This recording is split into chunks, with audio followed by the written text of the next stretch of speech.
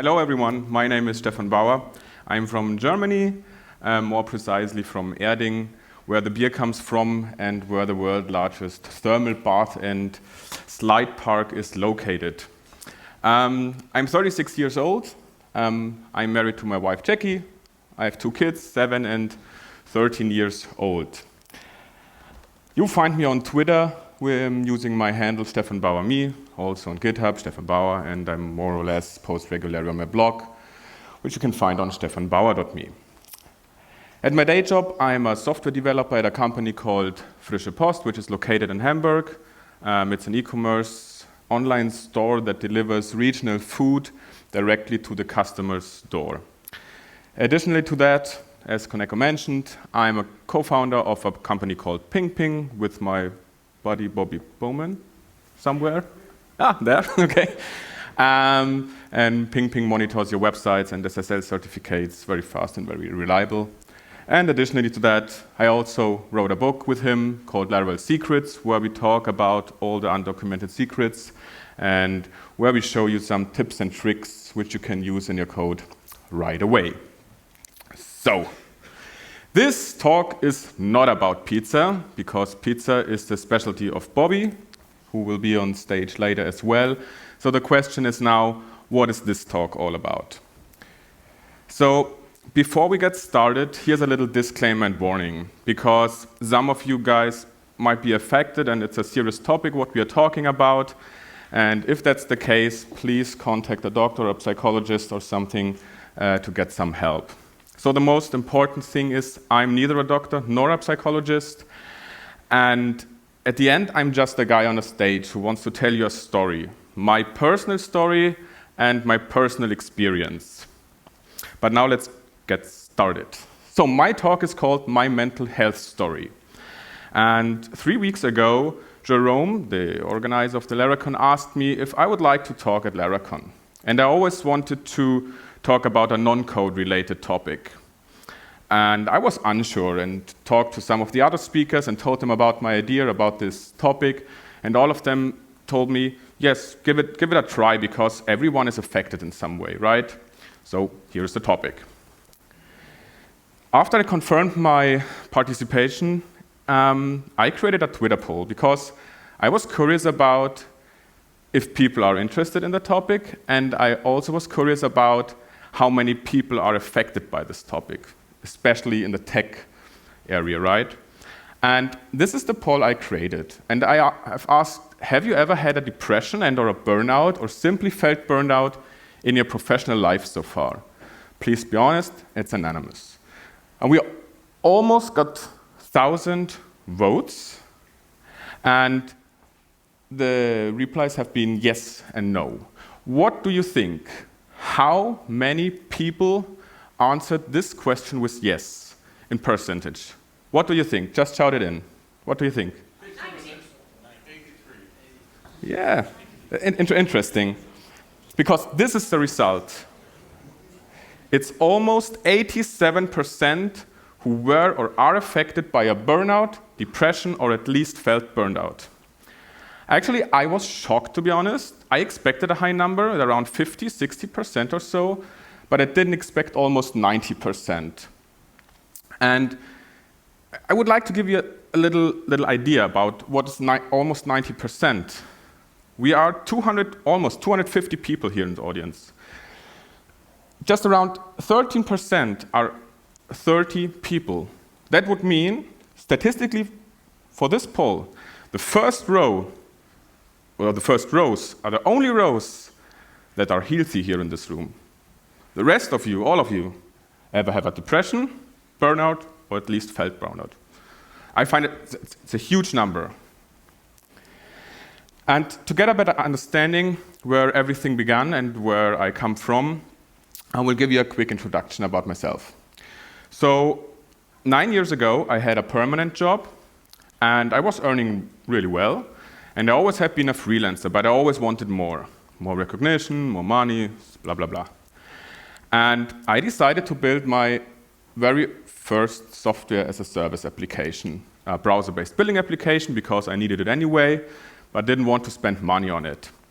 So I looked for some partnerships, and I found 2 guys. With them, I founded a company, and we hired 2 employees and 4 freelancers. And to get the shit done, I worked 14 to 16 hours a day for 7 days, and that for almost 1 year.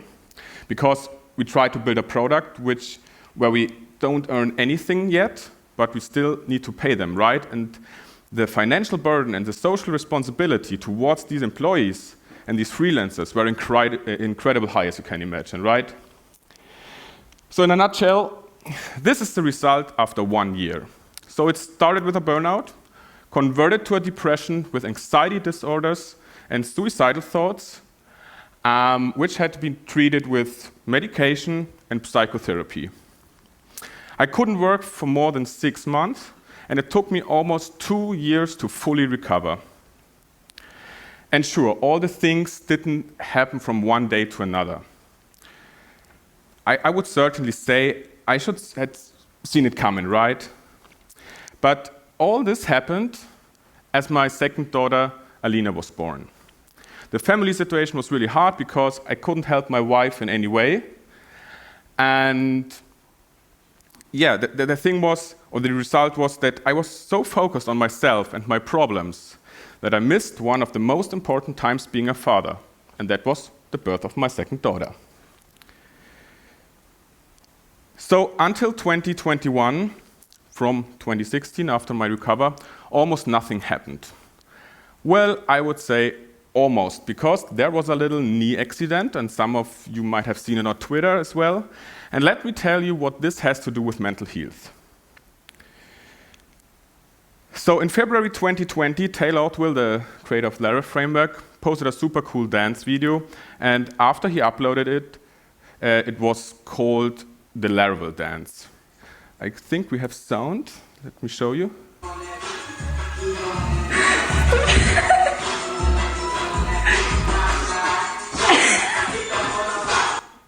So, I thought it would be pretty cool idea. Can I echo? He posted it as well and asked people to do also this dance video. And I thought it might be a really cool idea to do that as well in the Bavarian style with my daughter. It might be really, really fun. Upload it, get some likes, get some retweets. It wasn't a good idea. Don't try things you've never done before. This is how it started, and this is how it ended. Between these images, there's almost 1 year. After I tried the dance in February 2020, I tore all my ligaments and my kneecap popped out. So, as I said, it wasn't a good idea. The healing took about 3 months from then, and I never felt safe again with my knee, because the chance was very high that it will pop out again, right? So I decided to have a surgery 1 year later, and yeah, to get the things fixed, right? So the question is now, why am I telling this? I'm telling this because a lot of small things, a lot of small situations in your life can end up leading in a depression. And you remember at this time, 2021, January, there was already Corona lockdown. So you were isolated anyway. And for a lot of people, it was a really, really tough situation. And having a surgery like this makes it worse. More isolating, you always need help. It's a really tough situation. So where I'm right now. After having my surgery, I suddenly got dizziness from then. And I still have it, also right now at that moment. For more than 1 year, I got dizziness. Every single day, 24 hours. So the only thing that helped me was to lay down and get to bed and to sleep, because sleep is the only thing that helps me to not think about this dizziness, because while I'm sleeping, I don't notice it, right? So as you can imagine, every single day, my most favorite moment at days, the evening, and I can't wait to go to bed, because that's the best day of my life. So it also didn't take long that my depression and my anxiety disorders came back as well 1 year ago, and that's where I am right now. So let's talk about burnout or depression. The thing is that, or what are people thinking, what's burnout or depression? And most people think both are the same, but that's absolutely not the case. Most people think that's the same because they share more than 90% of the symptoms. But there is a difference. A burnout is a syndrome, and the depression is a disease. And the depression often follows a burnout, an untreated burnout, so to say. And this is really important for me when we talk about mental health, that a burnout and depression aren't the same. They are really total different things, right? So let's go through some typical symptoms and consequences from burnout and depression and just read it. So there's sleep disorders, there's weakened immune system, lack of concentration, anxiety disorders, every day is bad, isolating, no motivation, dizziness, chest pain, depression, suicidal thoughts, and feeling nothing. There's a lot more, but just some words to get an idea. The feeling nothing thing is an interesting one because a lot of people who are not affected don't understand what feeling nothing means. And I would like to give you an example. When you start your working day, and maybe you have a favorite Netflix series, you're really looking forward to that evening when you continue watching your series, maybe with your wife, maybe having nice dinner before with her. Even you're looking forward to that evening. You're not jumping in the air the whole day while you're working, right? But there's kind of an inner joy, an inner satisfaction that this evening will happen. And if you have this feeling nothing because you have a depression or something like that, you don't feel that. There is no feeling anymore. I know it's really hard that someone can imagine what that means, but there is no feeling anymore in your life. And personally, I got all of them you can read here. And I can promise you it's not fun. So let me show you what I did, or at least try to do to escape all this and live my life again responsibly and confidently. Woodworking. I bought a lot of stuff. Grinder, crosscut saw, circular saw, and a lot of stuff. Costs have been around 2,500 euros. And I tell you what, they're still brand new. Never used them. Still in my workshop, but never used them. Additionally to that, I'm also in the fire department, and to do something good and distract myself and to focus on something else, I decided to get a truck driver license. I did that, I took all the hours, and voila, I got my truck driver license, so I'm allowed to drive almost anything in the world. Costs 4,000 euros. Additionally to that, I tried everything that has to do with 3D print and cut. So I bought some 3D printers, 4 exactly, and printed everything, really, everything you can imagine. And then I was curious about 3D cut, how it works. And I spent so much time learning Autodesk Fusion 360, Shaper 3D, and stuff like that to print my own stuff, build my own spare parts, and print them by myself. It was really fun. And then I noticed, oh cool, there's Blender 3D. There's an open source software, an awesome open source software where you can model almost everything, render it, animate it, whatever. And I wanted to learn it as well, so I started to do it. And costs have been around 2,000 euros for all the printer stuff and what else I bought there. Then I thought, okay, cool. There are some Laravel guys who are building Lego. Seems to be a cool hobby. I will buy some Lego sets as well, so I bought the space shuttle and this R2-D2 and just bought it. Built it, cost 500 euros. Okay. Last but not least, I always wanted to be a YouTuber. But I didn't neither find the time nor was happy with the quality. But then I said, okay, give it a try. And I thought, well, one channel on YouTube is just for beginners, right? I create 3. 1 for woodworking, 1 for 3D printing, and 1 for coding. Did you ever find a YouTube video from me? No, right? So I bought so much stuff. Teleprompters, lights, new background system, some cameras, some new microphones, a lot of stuff. I was happy with the result, to be honest. Costs have been 3,000 euros until then. And I also asked my wife if it's okay to swap our big bedroom with my tiny office because I would like to have a YouTube studio. And she agreed. So at this point I have to thank her because she always tries to do everything for me, and that's great. Why am I telling this everything? Well, here are the learnings. I spent a lot of money. I spent more than 12,000 euros on these things I showed you recently. And what I would like to tell you is all this is not necessary because it brings you just a short-term joy, right? It doesn't solve your problem. Distraction in general is something, what I would like to tell you, is doesn't solve your problems. I always thought when I distract myself, it helps me, but it doesn't. I always had in mind to make money with my hobbies. Even at 3D printing, sell it. Buy woodworking stuff, sell it. But there was no chance to break these thoughts, right? So the real problem seems to be elsewhere. And I found out for myself there are 3 pillars of life, 3 pillars of stability. Everyone has, by the way. The professional life, the relationships, and the social component. The professional life includes your career, your success, and your money in general.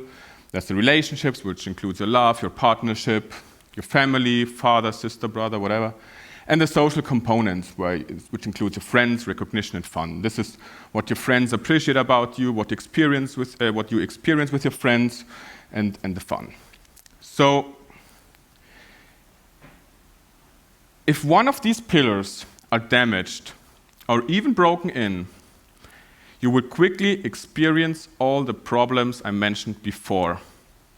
I've spoken to a few Laravel people, or people in the Laravel community, known people in the Laravel community, and for privacy reasons I won't mention any names, but I can promise there are a lot who have also these problems, and they told me all the same, and they told me that after they changed the situation in one of these pillars, like separation from the partner or change of job, all symptoms suddenly disappeared from one day to another.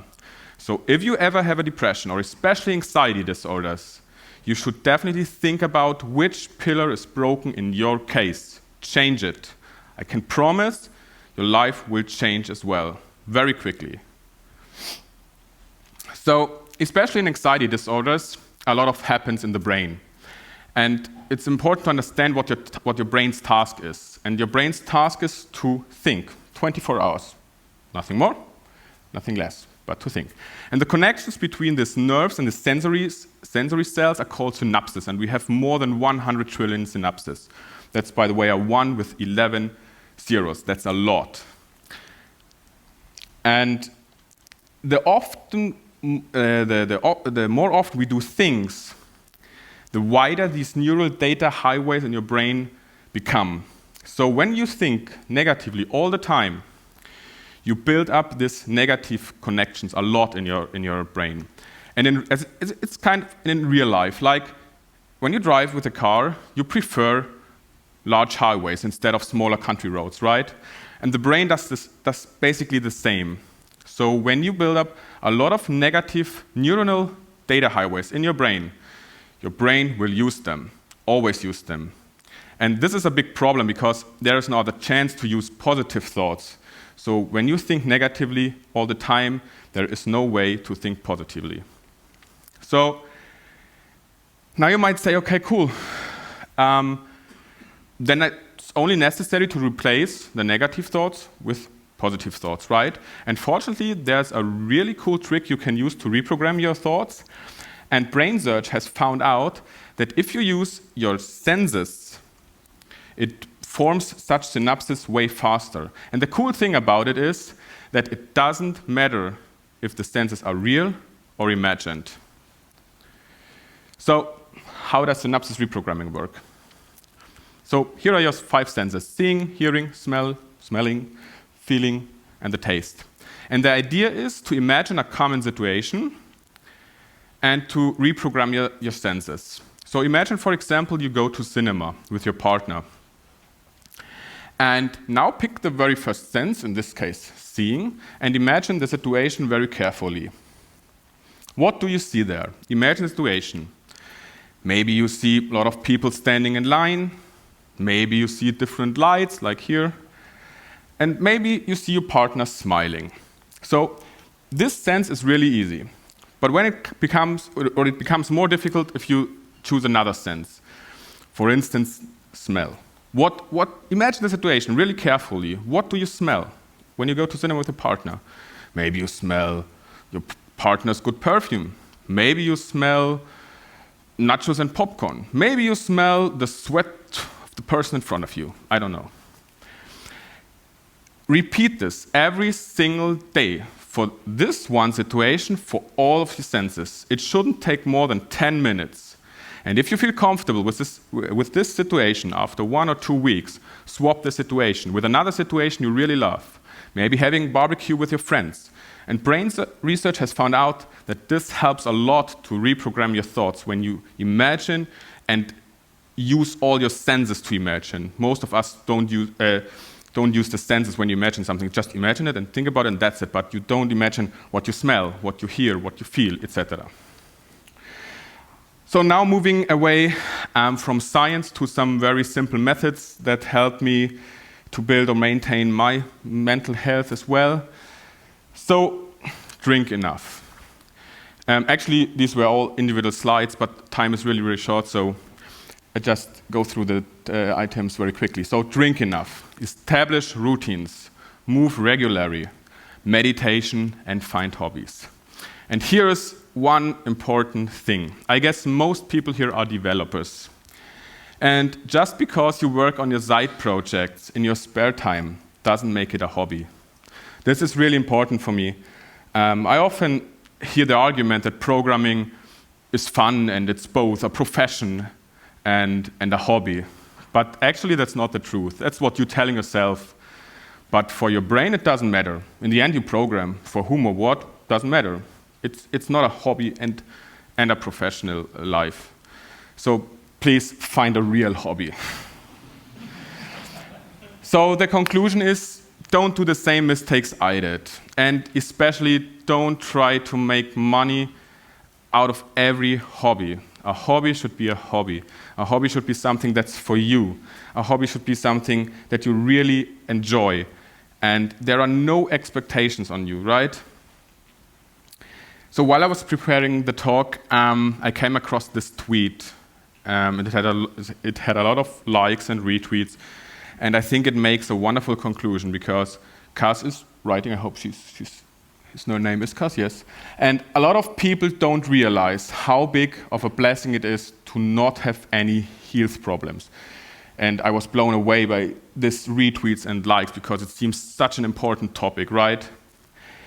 So in the end, all I have to say, 25 minutes is very tight, and I had almost twice the slides, and I could talk for hours about it, I guess. But I think, or I hope, I could still give you some insights and some inspirations on your health. And if you're affected, here's my advice. Talk about your problems. Seek help. You're definitely not alone. Think about the 87% or the 220 people that are statistically here not healthy. Stay safe and healthy. Enjoy the rest of the conference. Thanks for staying with me.